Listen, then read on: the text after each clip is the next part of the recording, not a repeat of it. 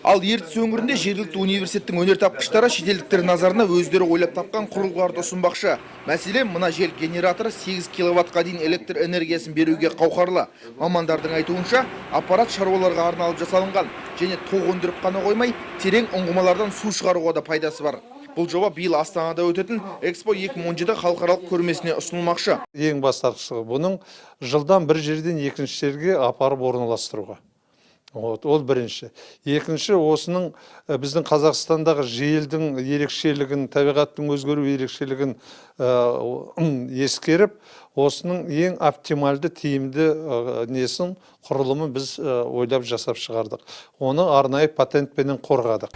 Осылайша Павлодар облысында баламалы энергия көздерін игеруде табысты жұмыс атқаруда. Аймақтағы шалғай жайлауларда желден қуат алатын 105 кешенді модуль орнатылған.